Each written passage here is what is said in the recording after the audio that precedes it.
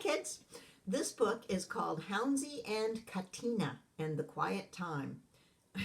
It's another snowy book. Well, it's winter, and when I went to the Islesford Library yesterday on the island, I saw my friend Cindy, the librarian, and she had just worked that morning to put out on the shelves all of the books she could find about winter and snow.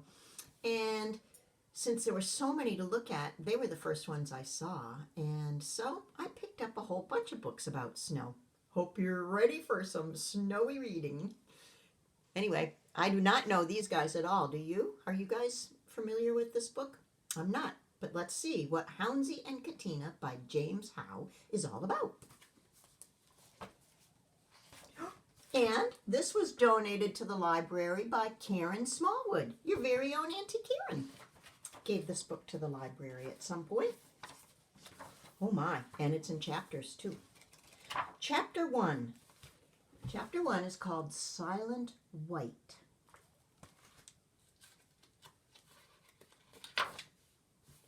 Silent White. It was the first snow of the winter. Houndsley gazed out his window at the silent white falling everywhere. The world had no shadows, only white on white on white. And I dressed in white on white. Okay, that's kind of corny. Oh, Grandma, don't be silly. It is the quiet time, Houndsley said, in his soft as a rose petal voice. Catina listened. It is too quiet, she said. Oh, said Houndsley, but that is why this is my favorite time of year. In the quiet time, everything stops. I think we may be snowed in. So Houndsley is a hound, named for a dog, and Catina is a cat, named for a cat. Snowed in, Catina cried, jumping up to join Houndsley at the window. Oh, but this is terrible. What about the concert tonight? I was going to get my whiskers curled and buy a new dress, and we're in charge of the refreshments. Oh, we have all day to bake cookies, Houndsley said. Your whiskers look fine just the way they are, and you have plenty of dresses you can wear. The stores might not even be open today. It's a storm, Catina. There's nothing to do but enjoy it. Isn't it beautiful?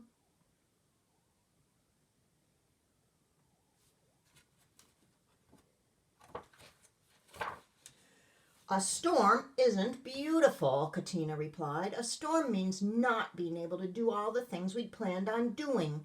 Oh, no. What is it? Houndsley asked. What if we can't have our concert? We've been practicing for months. What will be, Houndsley told his friend. Let's enjoy the day. We can still practice, and if there is a concert tonight, we will be ready for it.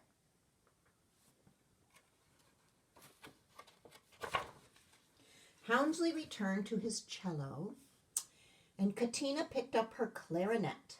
Before they began to play, Houndsley said, Listen, Catina, can you hear it? Hear what? The quiet. It's almost like music. Have you ever listened to the quiet?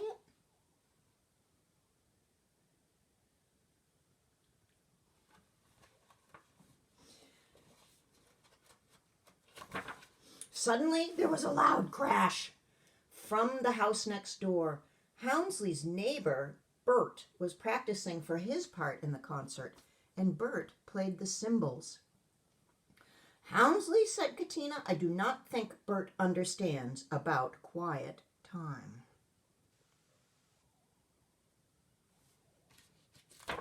Chapter 2. The Island. The snow kept falling. All morning, Catina fretted about her plans for the day. All morning, Houndsley told her not to fret. Fret means worry. Finally, Houndsley said, let's pretend that we're on an island. We can't go anywhere. I know how that feels. Let's see, what do we have on the island with us? I don't suppose we have a whisker curler, do we? Asked Catina. No, But we do have books, said Houndsley. He pulled a book from the shelf and he sat down on the sofa, patting the cushion next to him. Let's read poems to each other. I'll start. At first, Catina had a hard time paying attention. She looked out the window and she wished the snow would stop. But when it was her turn to read, she found a poem that made her laugh. And then Houndsley read a poem that made her cry.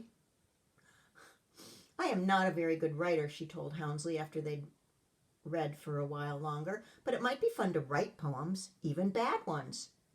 I think there may be paper and pencils on this island, said Houndsley. For a long time, the two friends wrote poems and read them to each other. Have you ever written a poem? I think you've made up poems. You guys know about words that rhyme. I'm sleepy, said Catina. My brain is tired. Why don't you take a nap while I fix lunch, Houndsley suggested. Oh, good idea, said Catina with a yawn. After lunch, Houndsley and Catina baked cookies. They played board games because there were board games on their island too.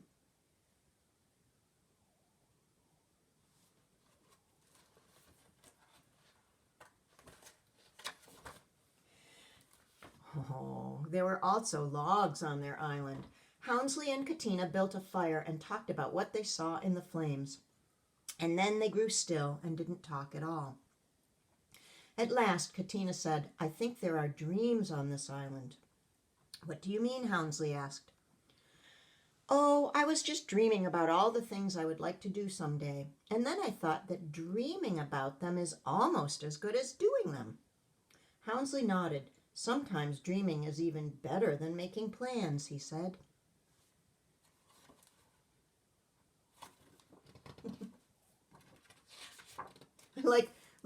Look on their wall. They have pictures of all their friends, I guess. There's a rabbit and a wolf and a pig, maybe a goose.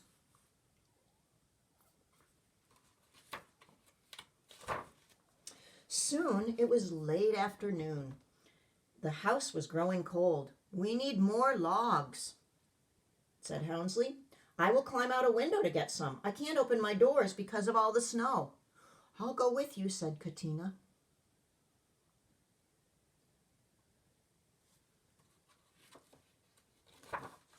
Houndsley and Catina almost forgot about getting logs. They were too busy building snow creatures and making snow angels and catching snowflakes on their tongues.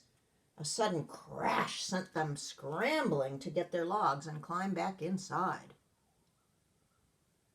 Looks like they made a snow porcupine. Do you see it?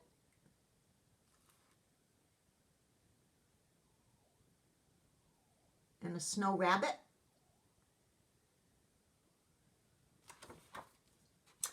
Have you guys been making snowmen? I think you have. And snow forts. As Houndsley rebuilt the fire, Catina returned from the kitchen with a pot of ginger tea.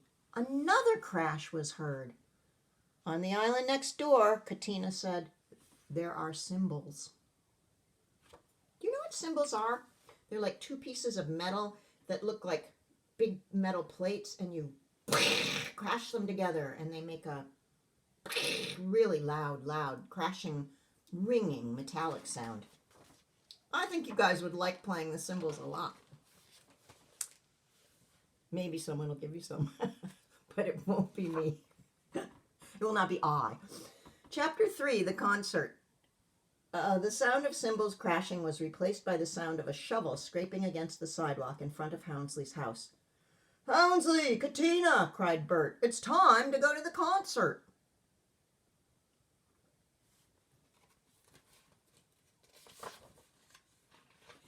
Houndsley and Catina looked out to see their friend, and neighbors trudging through the snow with their instruments. But I have to go to my house and change my clothes, said Catina. No one will see a fancy dress under a coat, said Houndsley. Besides, a concert is for listening, not for looking. Houndsley handed Catina her coat and a pair of snowshoes.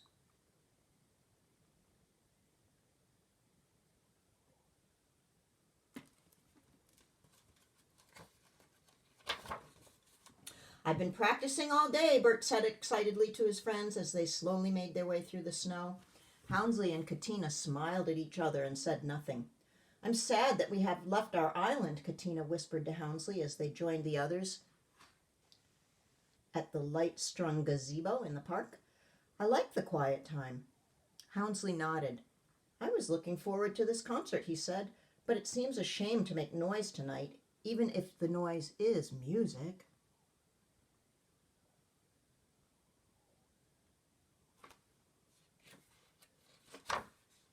As the musicians took their places in the gazebo, a small audience gathered. The houses around the park had their windows open so that those inside could listen too.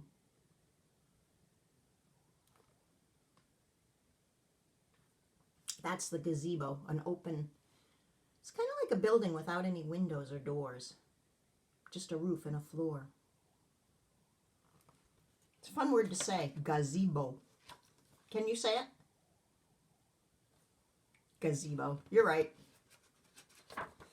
Without saying a word, the musicians picked up their instruments and began to play so softly that the notes fell on the listening ears like snowflakes on waiting tongues, gently, softly, there for a flicker before melting away. Houndsley began to worry that Bert would ruin everything. Bert's only part was to play the final note of the final piece of music. How awful, Houndsley thought, to end the evening with a crash. Can you see the symbols I was talking about that Bert is holding?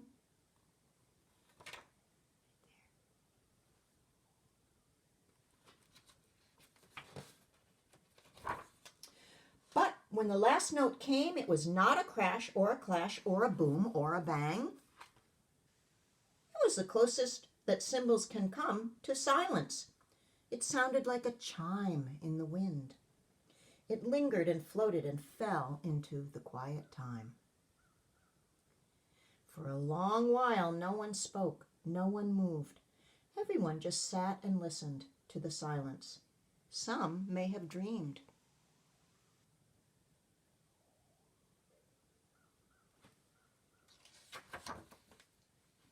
When they finally started making their way home, Catina said, "May I stay at your house tonight, Houndsley?" "May I stay too?" asked Bert. "Of course," said Houndsley.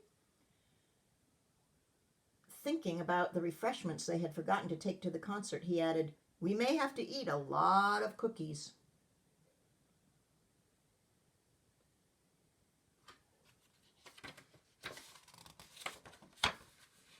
Catina and Bert didn't mind. Eating cookies would be a perfect way to share their quiet time together.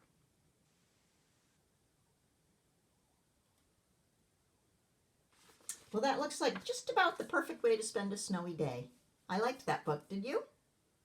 All right. I love you. Mwah.